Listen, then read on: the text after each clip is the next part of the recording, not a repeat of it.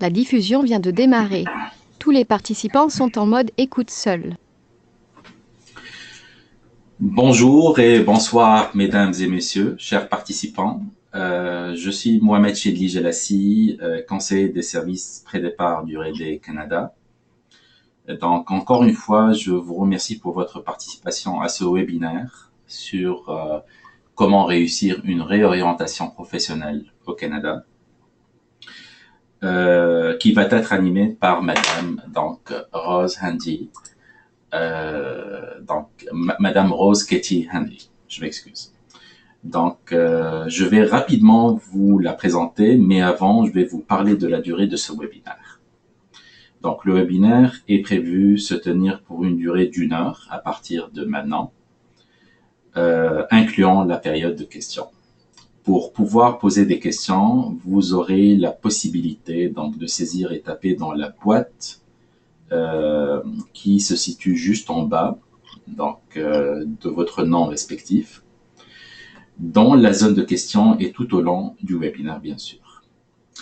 L'animatrice, Madame Rose, choisira le moment opportun pour répondre à chacune de vos questions. Ça peut être au courant, mais ça pourrait être surtout à la fin, et c'est mieux en fait de sa présentation. Donc, sans plus tarder, je vais rapidement vous présenter l'animatrice de ce jour, avant de lui laisser la parole. Madame Rose Katie Handy est présidente de bilinguallink.com, une plateforme sur le développement professionnel et l'employabilité des personnes bilingues au Canada.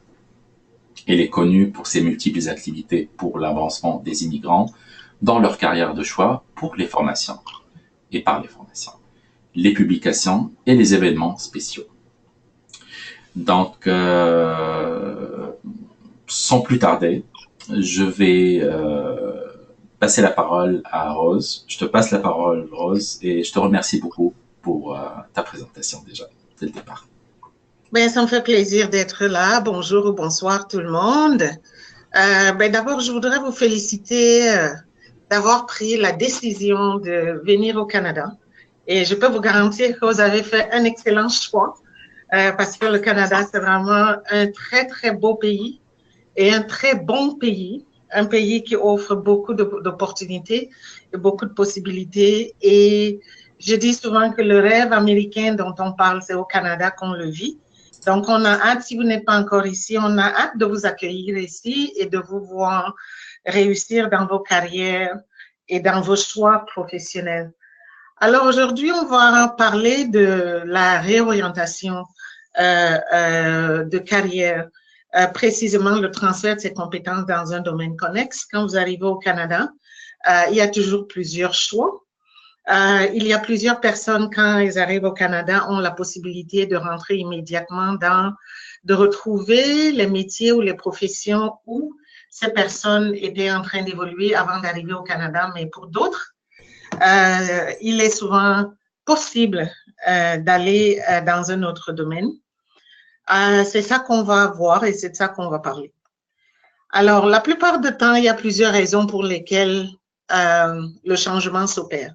Mais les deux raisons majeures sont souvent, soit on réalise qu'on n'a plus d'options et on veut explorer autre chose. Parce que parfois, on peut venir des pays ou des vies où les formations sont un petit peu limitées. On ne sait pas que dans une profession donnée, il y a des sous-professions, mais qui ne sont pas vraiment des sous-professions en termes de valeur de la profession, mais d'autres options. Je prends l'exemple dans l'enseignement, on peut être enseignant dans son pays d'origine, mais arrivé ici, on trouve qu'il y a 15 différentes façons d'être enseignant. Il y a une différence entre être enseignant dans le primaire, l'intermédiaire, l'école secondaire, le collégial, l'enseignement spécialisé, la petite enfance, les collèges, universités, l'enseignement de vocation, donc spécialisé au niveau de l'apprentissage. Donc, il y a plusieurs façons d'être enseignant. Il y en a qui sont dans le tutorat, ainsi de suite. Donc, ça donne parfois des options très, très intéressantes où quand les gens arrivent ici, on a envie de les explorer. L'autre raison majeure pour laquelle les gens opèrent un changement, c'est juste qu'on veut, quand on arrive ici, on n'arrive pas à rentrer dans la profession traditionnelle, dans la profession de son choix, et on réalise qu'il y a autre chose où il y a mieux. Le premier exemple qui me vient en tête, c'est par exemple quelqu'un qui a été juge dans son pays pendant plusieurs années, arrivé ici, ne peut pas devenir juge automatiquement, mais découvre qu'en ayant été juge dans son pays, arrivé ici, on peut transférer en fait ses compétences dans d'autres domaines connexes qui sont toujours dans le secteur juridique, mais qui permet d'avoir une profession aussi satisfaisante que si on avait été juge, et alors on décide de faire le changement. Mais peu importe la raison pour laquelle on décide de changer, c'est toujours très important de comprendre comment on doit procéder et comment on réussit ce changement. Alors, avant qu'on aille dans le vif du sujet, il y a quelques notions importantes que je voudrais rappeler. C'est de savoir que quand on arrive ici et qu'on doit travailler dans le cadre du travail, l'embauche ici au Canada, c'est vraiment une question personnelle. Donc, l'embauche, c'est souvent du cas par cas. Et il faut toujours faire très attention à ça quand on arrive, parce que l'embauche pour toute personne dépend de la capacité individuelle à convaincre un employeur que vous êtes un meilleur investissement pour son institution. Parce que la plupart du temps, ici, les employeurs, quel que soit l'employeur, l'embauche, c'est un investissement qu'ils font sur une personne. Et donc, les conditions que quelqu'un d'autre avait remplies il y a un an ne peuvent peut-être pas s'appliquer à vous. Ou alors, vous pouvez arriver en même temps à deux. Là, vous connaissez quelqu'un d'autre qui a les mêmes qualifications que vous et arrivé au même moment et a peut-être le même profil que vous. Et puis, vous arrivez à un emploi, on vous embauche. On n'embauche pas l'autre personne. Et c'est très important toujours de comprendre et de se souvenir que l'embauche est très personnelle et du cas par cas, d'où l'importance de pouvoir être capable de se valoriser et de savoir comment on se positionne dans le marché. Il faut aussi se souvenir que le marché du travail change tout le temps. Et parce que le marché du travail change tout le temps, ça affecte aussi le comportement des employeurs. Parce que ici, la plupart du temps, ou dans tous les cas, l'employeur ne s'adapte pas à vous. Ça va être à vous de vous positionner. C'est pas forcément que vous devez vous adapter, mais c'est que vous devez vous positionner. D'où l'importance d'être conscient qu'on a tellement de choix et que vous devez répondre à vos aspirations personnelles et professionnelles. Et quand vous allez arriver ici, vous allez voir la vieille notion qui dit qu'il n'y a pas de sous-métier. Et que l'important, c'est vraiment de gagner l'argent à la hauteur de ses aspirations personnelles et professionnelles. Et une fois de plus, ce que ça veut dire, dans ce cas-là, c'est qu'il faut que vous devriez savoir ce que vous recherchez, quelles sont vos aspirations personnelles, quelles sont vos aspirations professionnelles, parce que c'est toujours à ces deux questions-là que vous répondez pour choisir tel métier ou un autre et pour choisir telle condition de travail par rapport à telle autre condition de travail. Et c'est souvent des notions de base que j'aime rappeler parce que ces notions de base vont vous accompagner tout au long de votre cheminement quand vous serez ici ou quand vous serez en train de chercher du travail ou de rentrer dans votre vie professionnelle. Une autre chose qu'il faut souvent savoir, il faut se souvenir, c'est que il y a vraiment deux raisons pour lesquelles on travaille, peu importe ce qu'on vous raconte ou ce qu'on sait. La raison pour laquelle on travaille, c'est vraiment pour couvrir les besoins de sa vie et préparer sa retraite. Et c'est souvent deux choses importantes à savoir parce que c'est les deux notions qui vont influencer votre choix de carrière, votre choix de profession. Il faudrait que vous ayez une profession qui peut permettre, comme je disais, satisfaire vos aspirations personnelles et satisfaire vos aspirations professionnelles. Et les aspirations personnelles et professionnelles, ça veut dire toute votre vie pendant que vous êtes en train de travailler. Et après le travail, c'est la période de retraite jusqu'à ce que vous mourrez. Et donc, c'est très important de comprendre et d'être conscient et d'être capable de suivre le cycle de la vie professionnelle que je mets là et de pouvoir réaliser que c'est un cycle qui est dynamique, ce n'est jamais figé. La preuve, probablement quand il y a 5 ans, la plupart d'entre vous, là, vous étiez probablement en train de faire des plans dans vos pays où vous êtes, dans vos zones où vous êtes, en vous voyant où vous allez être en 2018-2019. Probablement pour la plupart là, vos plans là n'incluaient pas être au Canada et vous étiez probablement en train de voir comment vous allez évoluer dans les entreprises où vous étiez, les organisations où vous étiez ou les institutions où vous étiez en train de travailler, comment vous alliez vous installer dans les vies où vous êtes. Mais en 2018, il y a un changement qui s'opère et vous avez choisi le Canada et vous allez devoir venir maintenant faire toute une vie au Canada et s'adapter à beaucoup de choses. Donc, parce que le cycle de la vie professionnelle est très dynamique et ça influence aussi votre vie, c'est très important de pouvoir donc être capable de s'adapter à la réalité, être capable de s'adapter au moment, être capable de s'adapter parfois à certains changements qui s'imposent, parce qu'il y a certains changements où c'est vous qui faites le choix, mais il y a aussi certains changements où c'est la vie qui vous impose ces changements-là. L'essentiel, c'est que vous soyez conscient et que vous soyez prêt à vous adapter à ces changements pour que vous continuiez toujours à assurer votre vie professionnelle. Et c'est pour cela aussi qu'on parle de la réorientation. Et l'avantage que vous avez, c'est que dans un pays comme le Canada, vous avez plusieurs choix qui s'offrent à vous.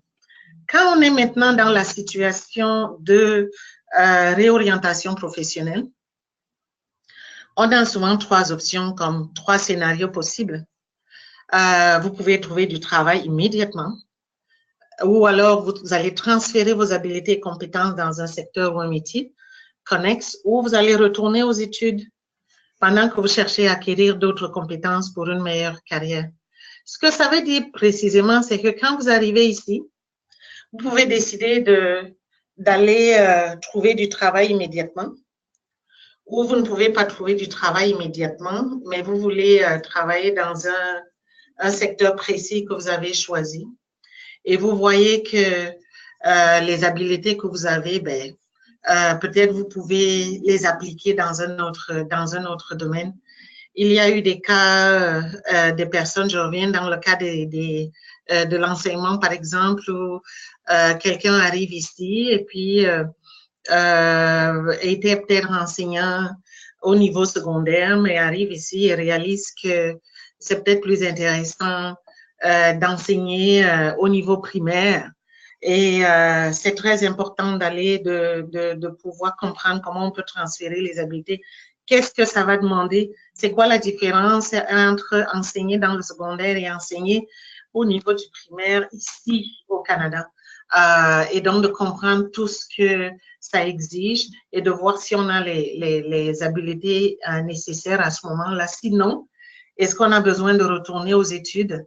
Est-ce que ça prend un certificat spécial? Est-ce que ça prend une formation spéciale? Il y a certaines professions où peut-être ça va vous demander d'aller faire une petite formation de 3 mois pour avoir un certificat spécifique. Ça peut être peut-être juste le certificat du secourisme qu'on vous exige et que vous devez aller le chercher. Donc, c'est souvent très important de savoir parmi ces 3 scénarios dans lequel vous vous situez et qu'est-ce qu'il y a à faire à ce moment-là. Peu importe ce que vous allez devoir choisir, là, je continue juste de survoler les notions générales. Peu importe le scénario où vous allez être, à la fin, vous allez devoir vous retrouver à l'étape où vous devez vous faire embaucher. Et juste pour vous rappeler que pour se faire embaucher, les étapes incontournables sont toujours, bien sûr, de cibler un secteur filière, identifier un employeur où vous voudriez faire carrière, postuler pour un emploi chez eux, réussir une entrevue, se faire embaucher. C'est ça les étapes ici pour accéder à un emploi, quel que soit celui que vous allez choisir, quelle que soit la filière que vous allez choisir. Et pour y arriver, donc, il faut avoir tout un ensemble d'informations, il faut avoir tout un ensemble d'outils, il faut avoir tout un ensemble de ressources et comprendre le processus. Dans le cas précis d'aujourd'hui, notre webinaire est sur la réussite de son orientation professionnelle. Et quand on parle de réussite de son orientation, de réorientation professionnelle, ça prend vraiment deux aspects importants qu'il faut maîtriser. il faut vous connaître vous-même et puis connaître le marché du travail. C'est les deux choses que vous allez devoir maîtriser pour que vous puissiez réussir votre orientation professionnelle. Ça veut dire une orientation dans un métier connexe. Alors, les éléments à considérer pour déterminer le métier connexe. Je répète, là, le métier connexe, ça veut dire que vous êtes arrivé ici, vous voulez aller dans un métier qui n'est pas là où vous aviez travaillé avant, mais vous avez identifié autre chose que vous pouvez faire et c'est là-dedans que vous voulez aller cheminer professionnellement. Il y a 4 éléments importants qui vont déterminer si c'est un métier connexe à ce que vous devez faire. Les tâches ou responsabilités de la profession que vous avez choisie. Il va falloir les examiner de très près. Il y a le salaire de cet autre métier. Il y a la valorisation professionnelle et les qualifications. Je vais expliquer. Les tâches ou responsabilités de la profession, parce que ça va être très important de savoir si vous êtes capable d'exécuter les tâches. Parce que dans tout travail, pour qu'on vous embauche, il faut que vous arriviez à convaincre l'employeur que vous êtes capable d'exécuter ces tâches-là.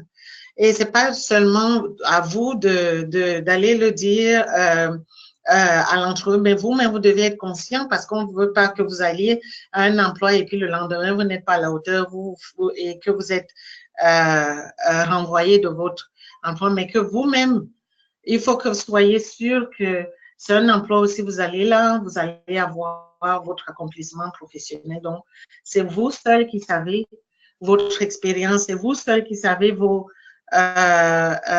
habiletés, c'est vous seul qui savez votre capacité. Donc, ça va être très important de pouvoir analyser les tâches et les responsabilités qui sont rattachées à cette autre profession. La deuxième chose, c'est au niveau du salaire. C'est quand même très important quand vous choisissez le métier connexe, d'être conscient du salaire. La plupart du temps, les gens commettent les erreurs de choisir un métier en fonction du titre. Parce que ça sonne bien. Souvenez-vous que j'ai dit que la raison pour laquelle on travaille, c'est pour satisfaire à ses aspirations personnelles et professionnelles.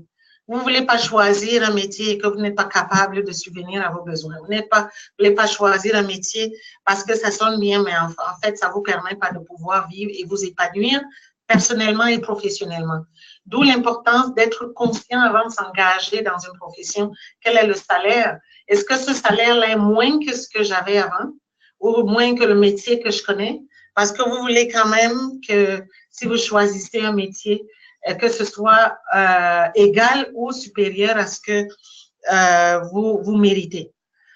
L'autre point, c'est la valorisation professionnelle. C'est très important le sentiment d'accomplissement professionnel parce que ce qui fait la différence entre un job et une carrière, c'est qu'un job, c'est quelque chose d'immédiat où on cherche peut-être juste un salaire là rapidement, mais une carrière quand même, il y a une importance de satisfaction professionnelle, quelque chose qui valorise toutes les années que vous avez passées dans les études, toutes les années que vous avez investi à travailler, et surtout quand vous allez vous retourner dans la communauté, vous retourner dans la société, ça vous donne quand même une certaine fierté de pouvoir être dans cette profession.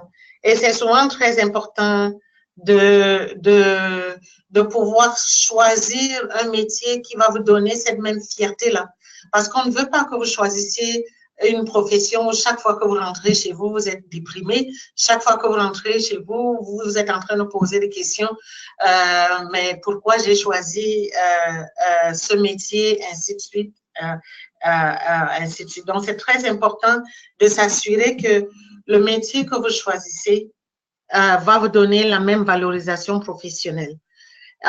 C'est aussi très important de pouvoir bien analyser les qualifications et exigences pour y accéder parce que c'est bien de voir la profession, mais est-ce qu'actuellement vous avez tout ce qu'il faut pour pouvoir y accéder? Parce que l'étape, comme j'ai dit, c'est de pouvoir aller être embauché et vous ne voulez pas arriver là et il se trouve que peut-être il vous manque un certificat, peut-être il vous manque un permis et donc c'est très important de pouvoir savoir que vous avez toutes les exigences le moment venu pour pouvoir accéder à ces postes-là et de pouvoir être embauché. Alors, comment on se prépare donc à trouver un secteur connexe? Les étapes sont vraiment très, très simples. D'abord, il faut connaître vos acquis et vos compétences. S'assurer d'être au niveau des exigences des employeurs dans ce secteur. Et sinon, voir les alternatives, les domaines qui s'y apparentent. C'est vraiment les 3 étapes. Pourquoi il faut connaître ses acquis et ses compétences? C'est très important de connaître les acquis et les compétences parce que les employeurs embauchent en fait des compétences. Donnez-moi une seconde. Parce que les employeurs embauchent en fait les compétences et non les diplômes et les individus. C'est vraiment très important de savoir que ici, l'embauche se joue sur la compétence parce que ce n'est pas l'individu qui compte, ce n'est pas le diplôme que la personne a, mais ce que vous êtes capable de faire.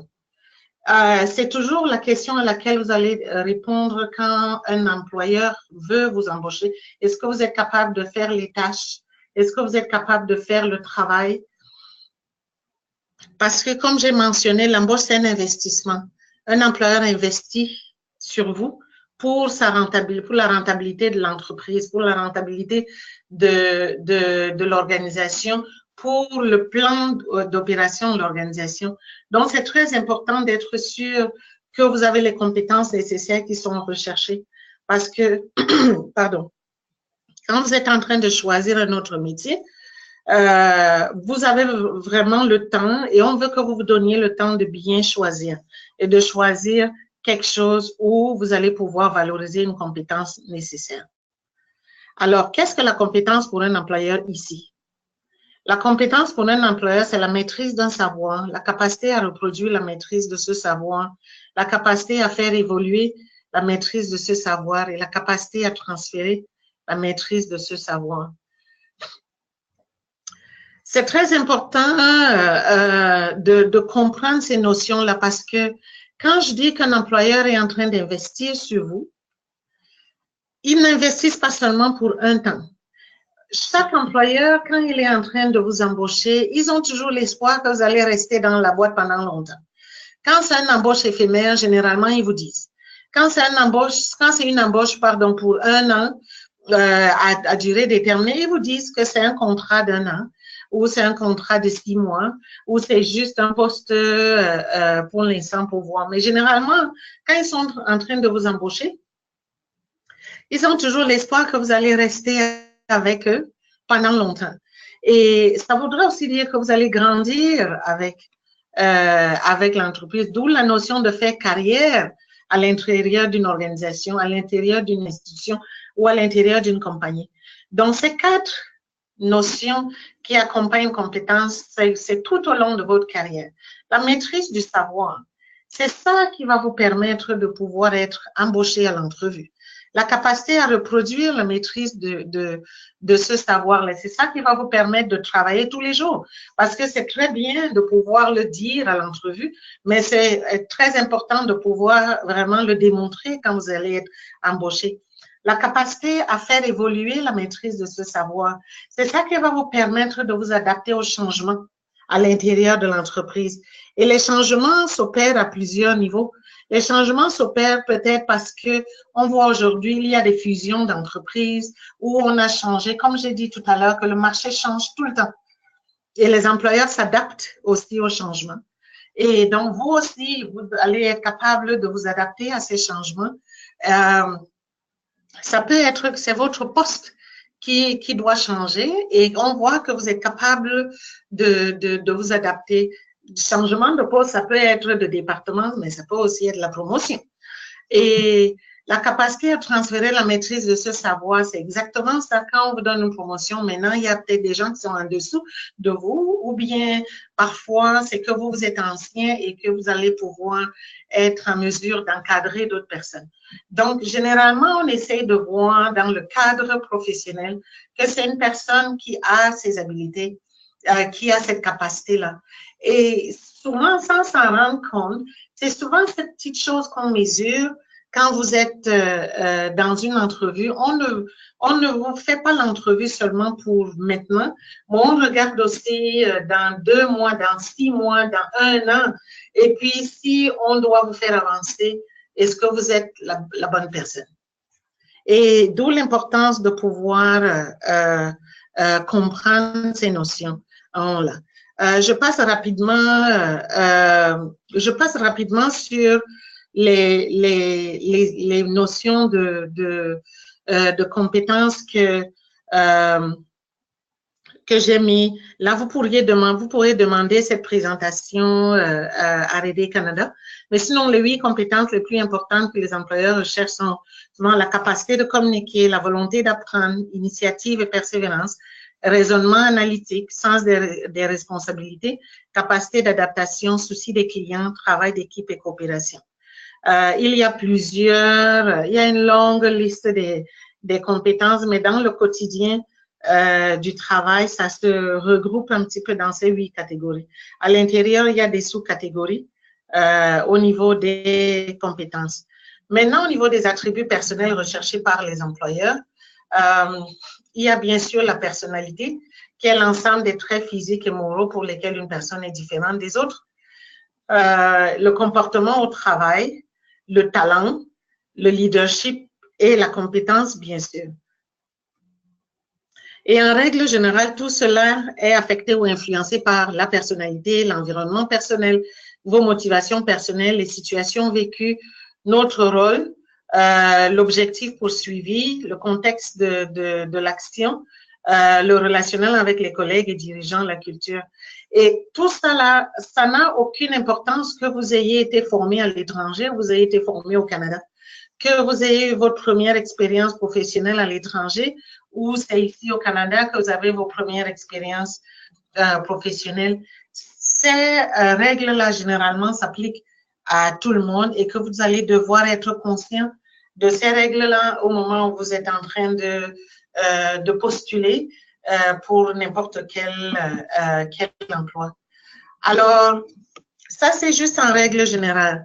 La façon dont vous faites de reconnaître vos acquis et compétences, c'est ça qui est plus important pour vous à retenir aujourd'hui. La première chose, c'est de faire l'inventaire de son passé professionnel. Vous ne pouvez pas savoir ce que vous pouvez transférer si vous ne savez pas ce que vous avez. Parce que la plupart du temps, je comprends que vous êtes en train d'arriver au Canada, vous venez d'arriver au Canada et qu'on vous a donné la résidence permanente, le visa de venir au Canada sur la base de ce que vous avez présenté comme expérience professionnelle, sur la base du travail que vous avez effectué jusqu'à présent. Et je comprends aussi que souvent, quand vous arrivez ici, vous arrivez avec beaucoup d'enthousiasme, beaucoup de motivation et beaucoup d'espoir que quand vous allez arriver ici, et automatiquement, vous allez continuer juste sur la lancée de ce que vous aviez commencé à faire. C'est ce qu'on vous souhaite. Mais dans le cas où ce n'est pas le cas, et que vous aviez travaillé dans des domaines où vous étiez, mais arrivé ici, comme j'ai dit au début, pour des raisons même, supposons que ce n'est même pas pour des raisons où vous n'avez pas pu trouver un emploi dans le domaine ou pour lequel vous avez reçu la résidence permanente, pour lequel vous avez reçu le visa d'arriver au Canada, mais que c'est même juste parce que vous êtes arrivé au Canada et subitement, vous vous rendez compte que, il y a beaucoup d'autres choix qui sont en fait meilleurs que ce que vous aviez jusqu'à présent et que vous voudriez peut-être les explorer. Mais ça va être très important de pouvoir aller valider cette envie-là, aller valider cette motivation et aller valider ces options-là. Mais les étapes maintenant pour pouvoir aller les valider, il faudrait que vous sachiez ce que vous avez à offrir. Parce que dans tout ce que vous allez devoir faire, il y a toujours un processus qui est ce que j'avais mis plus haut, le processus au niveau de la période de l'embauche. Mais pour que vous sachiez si ce domaine-là est bon pour vous, c'est très important de savoir si ce que le domaine exige, ce que la profession exige ou ce que le métier exige, vous l'avez. Et pour savoir à quel niveau vous vous situez, il faut que vous fassiez un inventaire de votre passé professionnel. Pour savoir ce que vous avez, donc, il faut faire la liste de ces expériences professionnelles. Et souvent, je le dis, même si on ne veut pas faire de réorientation ou d'aller dans un métier connexe, c'est toujours très important de savoir ce qu'on a à offrir. C'est toujours très important de savoir ce qu'on vaut. Parce que parfois, on a plus de choses qu'on ne réalise. Donc, il faudra faire la liste de ses expériences professionnelles, toutes ses expériences professionnelles. Il faudra faire la liste de ses engagements bénévoles. Il faudra faire la liste de toutes ses formations académiques. La liste de ses engagements bénévoles, je vous le dis parce qu'ici au Canada, il y a une notion très intéressante pour toute personne qui veut arriver au Canada, c'est que l'expérience bénévole vaut une expérience de travail. Si vous avez fait du bénévolat quelque part, même si c'est un travail bénévole, vous n'avez pas été rémunéré, ici on considère ça comme une expérience de travail. Supposons par exemple que vous aviez travaillé, mais toutes les fins de semaine, vous étiez en train d'encadrer une équipe de sport, n'importe où, vous étiez en train d'encadrer des enfants, vous étiez en train d'aider quelque part, vous étiez en train d'aider un centre de personnes âgées, ainsi de vous étiez impliqué dans des campagnes politiques. Tout ça, là, c'est des expériences professionnelles qui sont bénévoles. On ne vous payait pas, vous étiez juste en train de donner votre temps, mais ça vaut comme expérience de travail, en fait, que vous pouvez valoriser et que vous pouvez même utiliser pour aller postuler pour un emploi dans ce domaine-là. Donc, c'est très important quand quelqu'un veut venir travailler au Canada de savoir ça et de pouvoir faire ces listes-là. C'est aussi donc important de faire la liste de toutes ces formations académiques, de faire la liste de toutes ces orientations professionnelles.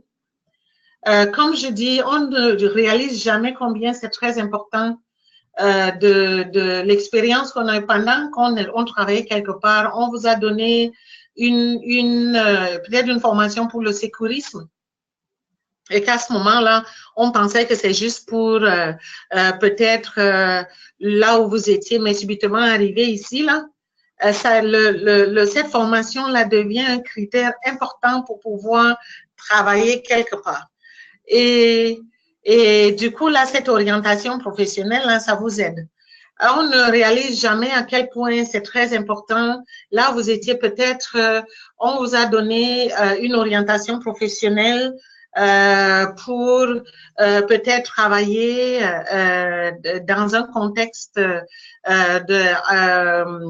comment dire, pour le harcèlement, comment prévenir le harcèlement sexuel au travail, ou bien éviter la discrimination au travail, ou bien comment travailler, comment avoir des bonnes relations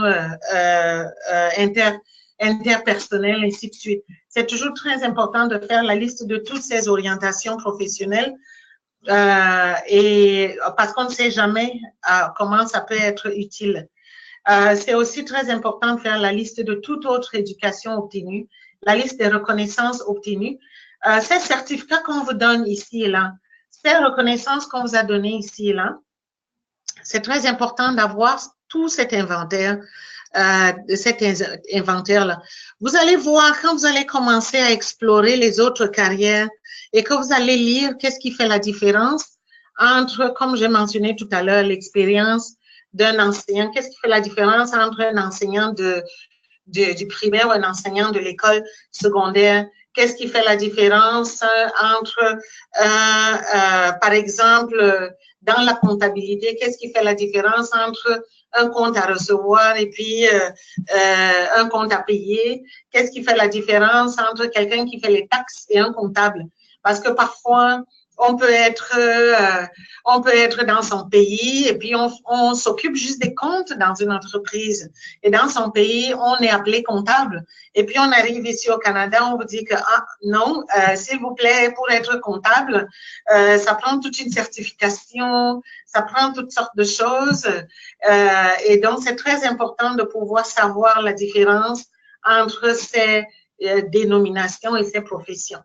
Et c'est ça qui va vous permettre de savoir comment vous pouvez, par exemple, passer de quelqu'un qui s'occupait seulement des comptes à recevoir et qui peut maintenant travailler comme comptable, qui voudrait être comptable. C'est ça qui va vous permettre de savoir quelle est la différence entre quelqu'un quelqu'un qui travaillait comme secrétaire dans une entreprise, mais c'est quoi la différence ici entre un secrétaire légal, un secrétaire médical, un secrétaire juridique, un secrétaire financier, ainsi de suite. Qu'est-ce que ça prend pour travailler dans ces domaines divers? Et comment on pourra donc passer d'une profession à une autre dans ces mêmes secteurs-là. Et donc, ça, c'est la première étape vraiment pour faire... une seconde. Mon système, OK, tendance à geler. La première pour reconnaître ses acquis et ses compétences. Quand vous allez faire la liste de toutes ces listes-là, vous-même, vous allez voir tout ce qui se dégage et ça va vous permettre, quand on va voir tout à l'heure comment vous pouvez aller lire toutes les professions et les exigences et comment vous les appliquez. C'est aussi très important de connaître sa filière et son secteur. C'est très important donc de se renseigner sur les différentes professions dans sa filière ou son secteur. Se familiariser avec les différentes appellations et connaître les perspectives d'emploi par région ou province. Excusez les petites fautes de grammaire, mon ordinateur est en anglais, donc parfois ça recorrige mes textes. Alors, c'est très important de connaître les perspectives d'emploi par région ou par province parce que ici, quand vous allez arriver, dépendamment de la province où vous allez atterrir, dépendamment de la ville où vous allez atterrir, les perspectives d'emploi sont très différentes. Vous pouvez arriver en Ontario, par exemple. Ce qui est disponible à Ottawa peut être différent de ce qui est disponible à Toronto, qui peut être très différent de ce qui est disponible à Hamilton. Et ce qui est disponible en Ontario peut être très différent de ce qui est disponible au Manitoba, qui peut être très différent de ce qui est disponible en Saskatchewan, en Alberta, ainsi de suite. Et les réalités locales font aussi que les exigences des employeurs sont aussi variées en fonction de la localité, en fonction de toutes sortes de choses. Et c'est très important de pouvoir savoir, et c'est votre responsabilité en fait, de vous renseigner, de savoir tous ces éléments. Et c'est ça aussi qui va vous permettre de savoir où vous positionnez et où vous avez des meilleures perspectives de travail et où vous pouvez valoriser en fait vos acquis et puis vos compétences. Et c'est surtout très important quand on est dans un cadre de réorientation professionnelle. Parce qu'un des éléments que je n'ai pas mentionné tout à l'heure, parfois un des éléments qui permet la réorientation professionnelle, c'est juste les nouvelles possibilités dans un autre domaine, dans une autre localité. On a vu, par exemple, ici au Canada, à un certain moment, on a découvert, par exemple, beaucoup de pétrole en Terre-Neuve, une province comme Terre-Neuve, et puis et subitement, les perspectives d'emploi étaient différentes. Et puis d'autres personnes ont décidé de se déplacer, d'aller plutôt là-bas au lieu d'être peut-être en Ontario. On a vu à un moment, des personnes étaient arrivées au Canada, il y a par exemple 8 ans, il y a des personnes qui étaient arrivées au Canada, qui devaient aller dans le secteur, par exemple, financier, qui travaillaient déjà dans le secteur financier 1 an. Et puis, subitement, il y a une annonce qu'il y a une pénurie. Il y a une pénurie d'enseignants francophones dans tout l'Ontario. Et on a vu beaucoup de personnes qui étaient dans des métiers, que ce soit dans les entreprises privées, technologie, secteur financier, qui subitement ont quitté ce secteur-là et puis sont allés dans l'enseignement. Et beaucoup, tout ce qu'il a fallu que ces personnes-là fassent, c'est peut-être juste aller prendre une formation de 6 mois ou d'1 an pour pouvoir être enseignants, et ce qui leur donnait de meilleures perspectives de carrière, leur donnait de meilleurs salaires, ainsi de suite. Donc, parfois, il y a des raisons il y a aussi il y a des raisons comme ça qui peuvent faire que vous décidez de faire une réorientation de carrière. D'où l'importance de bien comprendre la filière, comprendre le secteur. Est-ce que ça exige et par rapport toujours à vos aspirations personnelles et professionnelles.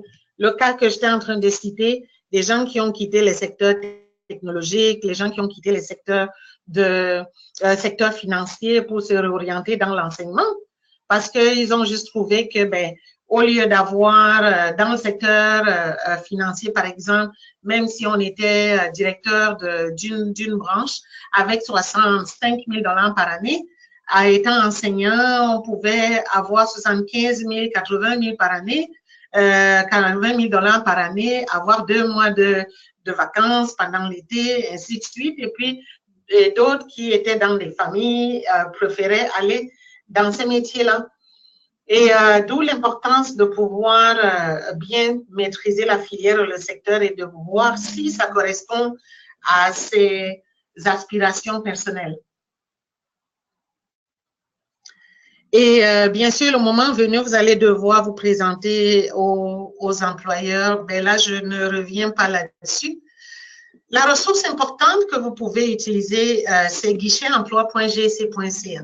Dans cette ressource-là, vous avez vraiment toute l'information. Vous avez toute l'information sur toutes les filières et je pense que le RD Canada est mieux placé. Je crois qu'ils ont un autre webinaire qui vous permet d'aller voir comment vous allez comprendre toutes les classifications des métiers, les qualifications et comment vous pouvez comparer les différentes professions, les sous-professions, les catégories qu'il y a. Donc, je vous recommande beaucoup cette source. L'autre chose que j'avais mentionné plus haut, j'essaie d'aller plus vite pour laisser le temps aux questions, c'est bien sûr qu'il faut comprendre le marché du travail ici au Canada. Ça veut dire qui sont les employeurs, parce que si vous devez vous orienter, il faudra savoir les options que vous avez par rapport aux employeurs.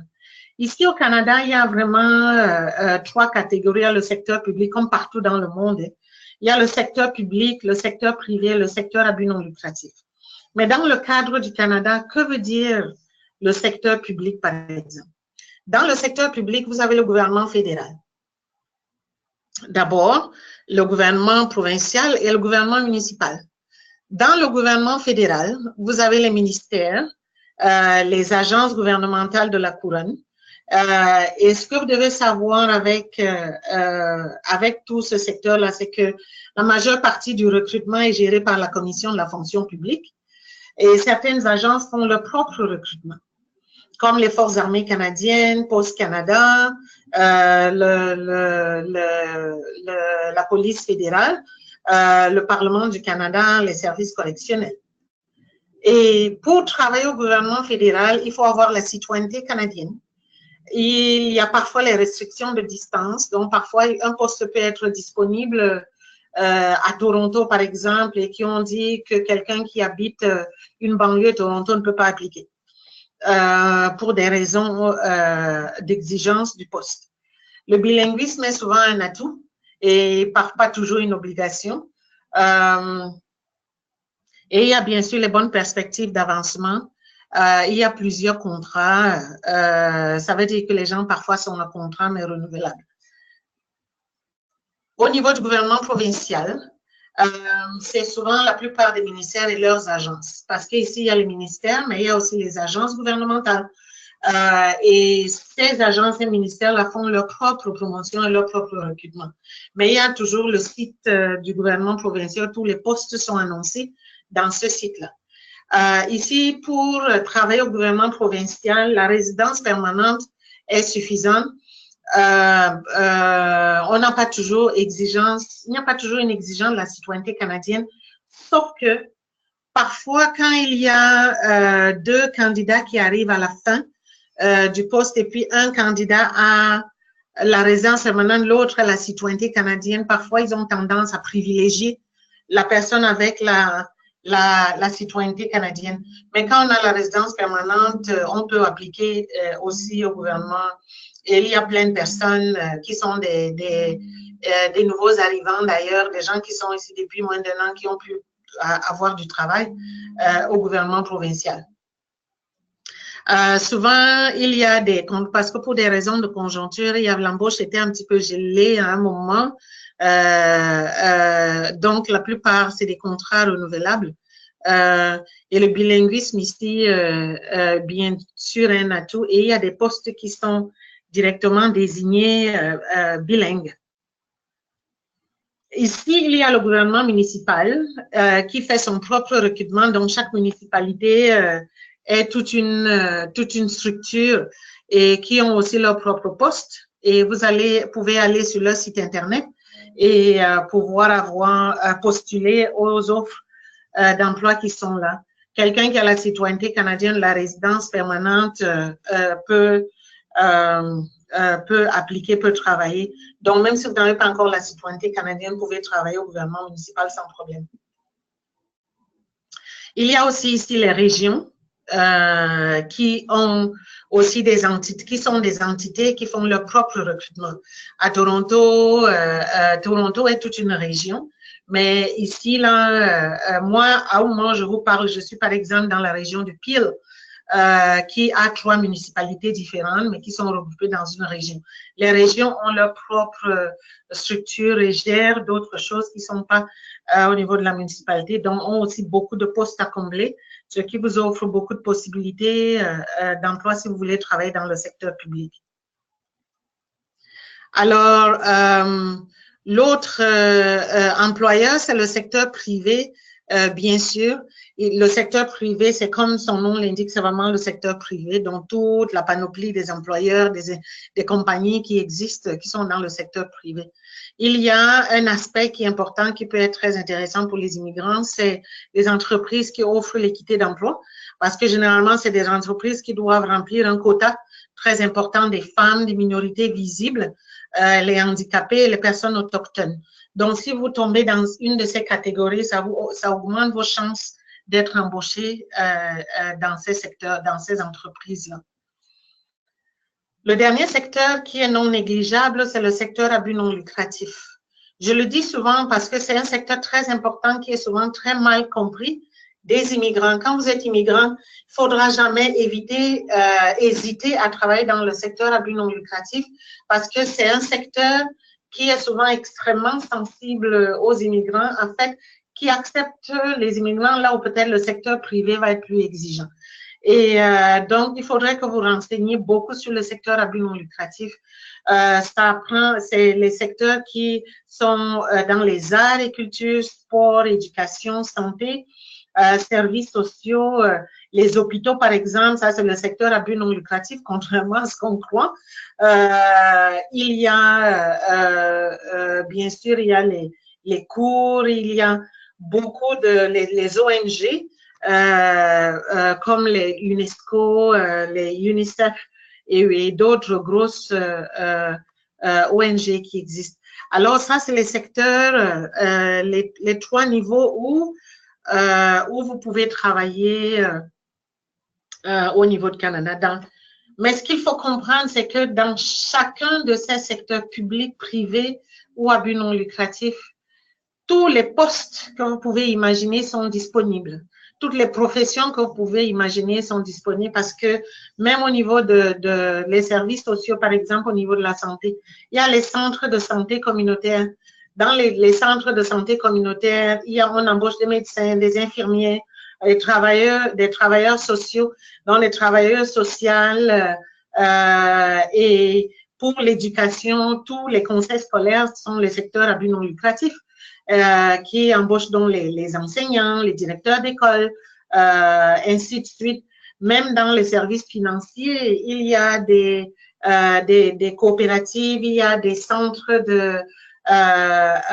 il y a des coops, il y a des institutions, il y a des organisations qui gèrent des services au niveau du conseil, au niveau de la gestion financière, ainsi de suite, qui donnent beaucoup d'opportunités pour des personnes qui sont dans le secteur financier. Il y a des centres sportifs qui existent, qui ont besoin de toutes sortes de professionnels. Et donc, c'est très important pour vous de comprendre toutes les options qui sont à votre disposition au Canada. Mais le plus important à retenir, c'est que c'est vraiment à vous d'aller prendre l'information nécessaire et de pouvoir vous ressourcer autant que possible. Et vous avez des institutions comme le REDE où vous pouvez poser beaucoup de questions et il y a beaucoup de professionnels qui sont là pour vous aider.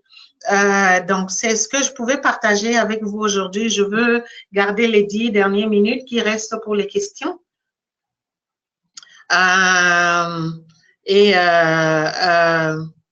Alors, je vois qu'il y a beaucoup de points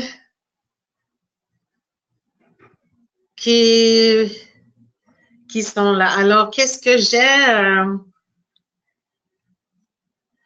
J'ai une première question qui est, est-ce que ne pas avoir un diplôme canadien n'est pas un frein à l'embauche? Non. Non, je peux vous dire que non, parce que comme j'ai dit, l'embauche, c'est vraiment du cas par cas. Chaque poste a ses exigences. Tous les postes n'ont pas toujours une exigence de diplôme d'abord pour commencer. Et puis, il faut savoir que les employeurs ici sont déjà assez sensibilisés aux personnes qui ont été formées à l'étranger. Et donc, sont conscients des personnes qui ont eu leur formation, eu leur diplôme à l'extérieur du Canada. Si on a besoin d'une certification, vous allez le savoir avant même d'aller postuler. Mais comme je vous ai dit, l'embauche, c'est d'abord ce que vous êtes capable de faire. Si vous êtes capable de démontrer, de convaincre le recruteur de ce que vous êtes capable de faire, c'est ça qui va vous faire embaucher plus que le diplôme. Pour les postes qui exigent un diplôme canadien, vous allez le savoir à l'avance. Et la plupart du temps, c'est surtout les postes réglementés. Mais pour les professions réglementées, vous savez à l'avance, avant de venir au Canada, ce que ça vous prend pour que vous fassiez, pour que vous valorisiez vos acquis que vous avez obtenus à l'étranger, pour que vous puissiez avoir l'équivalence du niveau ici. Donc, je peux vous dire que le diplôme canadien ne devrait jamais être un frein pour vous pour postuler. Ce que vous devez voir, c'est plus les qualifications, les autres qualifications qu'on exige. Et ça va être à vous-même de déterminer parce que chaque poste, ils vont vous afficher les exigences et puis c'est à vous de savoir quel est votre niveau. Est-ce que vous avez tout ce qu'il faut? Et s'il vous manque quelque chose, comment vous pouvez aller combler les écarts? Je pense que c'est la question qui suivait, ou bien la compétence seule et le diplôme africain qu'on a peuvent suffire. La première chose qui prime, c'est la compétence. Comme je répète, c'est la compétence qui prime et que vous avez les qualifications nécessaires. Il y a un aspect qui est important. Quand on parle de qualification, il y a aussi les qualifications personnelles parce qu'il y a les compétences générales, mais il y a aussi les autres compétences qui sont individuelles et quand on regarde au niveau personnel, au niveau de la personnalité que vous amenez aussi au travail, parce qu'il faut savoir que dans tout poste, vous amenez le savoir-faire, mais vous amenez aussi la personnalité, comme j'ai dit tout à l'heure. Et donc, on regarde tout un ensemble quand vous êtes en train de vous adresser à un recruteur. Un recruteur regarde tout un ensemble, ne regarde pas que le diplôme, parce que le diplôme, généralement, vous seul, vous allez savoir si vous avez le diplôme nécessaire. Mais c'est vraiment plus la compétence qu'on va regarder. Mais dans la compétence, il y a ce que vous savez faire, mais il y a aussi les attributs personnels qu'il ne faut pas négliger, parce que c'est souvent aussi très, très important. Quand on parle de quelqu'un qui sait communiquer, quelqu'un qui est capable de faire plusieurs tâches à la fois, quelqu'un qui est flexible, quelqu'un qui est ponctuel, ça, c'est des attributs personnels. C'est pas quelque chose qu'un diplôme vous donne. C'est pas quelque chose que parfois on vous apprend à l'école. C'est quelque chose par rapport à votre personnalité. Et c'est très important de savoir qui vous êtes. Vous avez toutes sortes de tests de personnalité, toutes sortes des habiletés personnelles qui existent en ligne que je vous encourage à aller passer, qui vont vous permettre de vous apprendre qui vous êtes. Et vous pouvez aussi vous adresser au RD Canada pour vous aider dans ce sens-là à déterminer vos niveaux de compétences. Quelle autre question? Comment faire valoir mon diplôme d'ingénieur tunisien auprès des employeurs canadiens? Ça, c'est le métier réglementé. Donc, je pense que le RD Canada a publié un bon guide pour faire valoriser votre diplôme d'ingénieur, que je vous encourage fortement à aller lire et de voir. Et puis, si vous avez des questions, d'autres questions par rapport à ça, vous pouvez aussi vous adresser à l'ordre des ingénieurs. Alors, des ingénieurs dans votre domaine, je ne sais pas quel ingénieur vous êtes, parce que comme ingénieur, il y a plusieurs spécialités d'ingénierie. Donc, en fonction de votre spécialité, vous pouvez vous adresser à l'ordre des ingénieurs de votre spécialité. Sinon, je vous encourage fortement à commencer par le guide que le RD Canada a publié. Et puis, connectez-vous avec le personnel au niveau de RD Canada qui peut certainement vous orienter dans ce sens-là pour faire valoir votre diplôme d'ingénieur. Alors, l'autre question, y a-t-il un programme provincial en Ontario d'un stage rémunéré afin de se faire accepter comme technicienne? Oui, il y a plusieurs programmes de stage. Quand vous arrivez, une fois que vous arrivez, il y a plusieurs programmes de stage rémunérés ou pas rémunérés, dépendamment de où vous allez. Mais parfois, c'est pas toujours nécessaire c'est idéal si vous avez la rémunération, mais il ne faudra pas refuser un stage parce qu'il n'est pas rémunéré. Mais je peux vous garantir qu'une fois que vous arrivez, il y a beaucoup de programmes qui existent pour aider les nouveaux arrivants à pouvoir acquérir, s'il vous faut de l'expérience, si vous avez besoin d'expérience professionnelle. Si vous sentez qu'il vous faut une expérience professionnelle avant de vous lancer sur le marché du travail, il y a beaucoup de ressources, beaucoup d'organismes et beaucoup de programmes qui existent ici qui pourront vous accompagner dans ce sens-là. Vous êtes en contact avec le RD, vous pourrez toujours commencer par là. Et les RD ont des très, très bons programmes d'employabilité qui peuvent vous aider à trouver des stages et qui peuvent vous aider à combler les écarts que vous sentez qui vous manquent. Alors, l'autre question. Alors, est-ce à dire que le fait d'accepter un poste de secrétaire alors qu'on est comptable, quand on est fatigué de chercher, on peut parler de réorientation? Ça va être à vous de répondre à cette question-là. Normalement, il n'y a pas de raison qu'on soit fatigué à chercher. Moi, je me dis souvent que c'est pas acceptable que vous arriviez comme comptable et que vous ne puissiez pas travailler comme comptable, parce qu'il y a beaucoup de possibilités de pouvoir réussir son intégration comme comptable. Pardon. Si vous êtes fatigué de chercher, ça veut dire que, vous n'êtes pas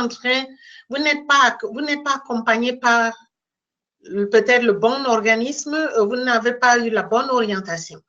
Donc, vous ne vous adressez peut-être pas aux bons experts.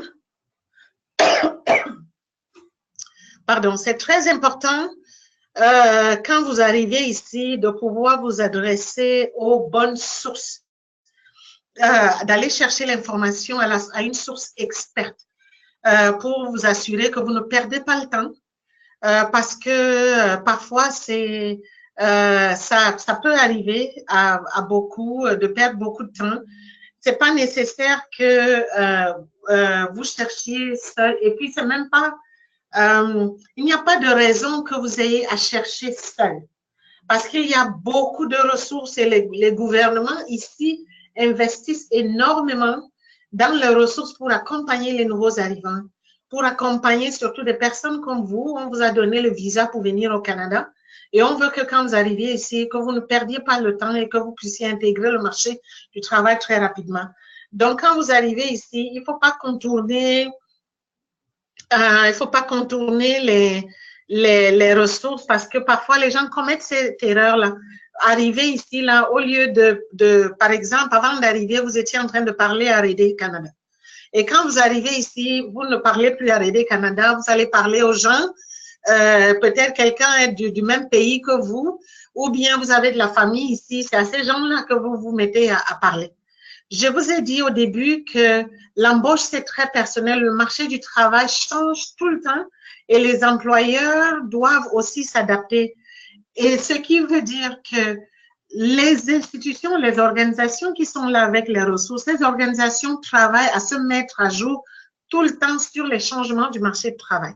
Il ne faut pas les contourner pour aller parler à des gens qui n'ont pas l'information sur ce qui se passe sur le marché du travail. Parce que ce qui s'est passé avec quelqu'un de votre pays ou quelqu'un de votre famille qui est arrivé au Canada il y a 2 ans, ça ne veut absolument pas dire que c'est la même chose que son expérience peut être appliquée à vous. Vaut mieux que vous alliez chercher l'information auprès des institutions expertes, auprès des ressources qui sont formées pour pouvoir vous donner la bonne information et de vous orienter comme il faut. Donc, quand vous arrivez ici, vous pouvez déjà commencer par le gouvernement si vous n'êtes pas sûr. Il y a des ressources au niveau du Service Canada qui peuvent vous orienter vers les bonnes portes, mais commencez par le R&D avec qui vous travaillez, avec qui vous parlez, avec qui vous êtes en communication. Et comme je dis, tous les R&D, le R&D Canada travaille avec un grand réseau dans toutes les provinces et tous les territoires et qui ont des experts en employabilité et qui peuvent vous appuyer. Merci Rose. On va juste accorder, en fait, je m'excuse de vous interrompre. On va juste accorder une autre question si c'est possible parce que le temps nous presse. On est presque vers la fin. Donc, si c'est possible d'ajouter en fait une autre question, si c'est le cas. OK. Il y a d'autres questions. Il y a plusieurs autres questions. Quelle réponse préconisez-vous sur le sujet de l'expérience canadienne que nous ne pouvons pas avoir lors de notre arrivée? Ben, comme j'ai dit tout à l'heure, beaucoup d'employeurs sont de plus en plus conscients à l'embauche des personnes formées à l'étranger, les personnes qui viennent d'arriver. La question de l'expérience canadienne, il y a plusieurs façons d'obtenir l'expérience canadienne quand vous arrivez. Ça revient encore au conseil que je donnais, qui est une fois que vous arrivez ici, parler aux institutions, aux organisations sur place qui sont habilitées à vous orienter sur comment vous pouvez soit acquérir l'expérience canadienne ou vous orienter vers des employeurs qui sont conscients, qui sont déjà prêts pour l'embauche des personnes formées à l'étranger. Merci beaucoup Rose. Donc, okay. je pense qu'il est temps en fait qu'on conclue parce qu'on a déjà dépassé en fait presque on est dans les 5 minutes. Donc, okay. Merci beaucoup. Donc, de notre côté, au nom du R&D, chers participants, on vous remercie beaucoup. Avant de conclure, en fait, j'aimerais bien juste vous indiquer que le webinaire est enregistré et il sera en fait affiché sur notre site web du R&D Canada, du site web en fait du pré-départ du R&D Canada, et il sera affiché prochainement. Ça veut dire que ce ne sera pas le cas tout de suite, bien sûr, aujourd'hui ou au courant de cette semaine, mais prochainement, à partir probablement de la semaine prochaine, il sera affiché pour toutes les personnes qui souhaitent le réécouter ou le revoir. Il sera possible pour eux de le faire et ce sera possible aussi de le faire, ça veut dire même dans le futur, ça veut dire pour d'autres personnes qui n'ont pas eu la chance aujourd'hui d'assister ou de s'enregistrer, en fait, c'est ça. Donc, de notre côté, au nom du R&D Canada et de son service de pré-départ, je vous remercie, Rose. Et je remercie aussi l'ensemble de nos participants aujourd'hui et pour leur participation active. Donc, il y avait beaucoup de questions qui sont très intéressantes et malheureusement, On peut pas en fait répondre faute de temps, on peut pas répondre à toutes les questions, mais j'invite les personnes en fait à poser leurs questions ultérieurement, que ce soit auprès du pré-départ du Raid Canada ou auprès de leur agent qui leur a été assigné si ils sont encore dans la phase du pré-départ, ils sont encore en fait dans leur pays d'origine et ils s'apprêtent en fait à venir au Canada. Donc toutes les questions peuvent être posées par la suite à leur agent qui leur ont été assignés à leur dossier en fait. Donc je vous remercie beaucoup tout le monde. En attendant, portez-vous bien. Donc je vous souhaite une bonne fin de journée, une bonne soirée si c'est le cas dans votre région et à la prochaine. Donc merci beaucoup aussi Rose. Ça a été un plaisir de travailler avec toi. Ça a été très bien et puis ça a été fort intéressant aujourd'hui tout le webinaire en fait avec tous ces sujets et toutes ces composantes. Donc merci beaucoup et à la prochaine à tout le monde. Au revoir et bonne chance à tout le monde. Merci. Merci. Bye bye.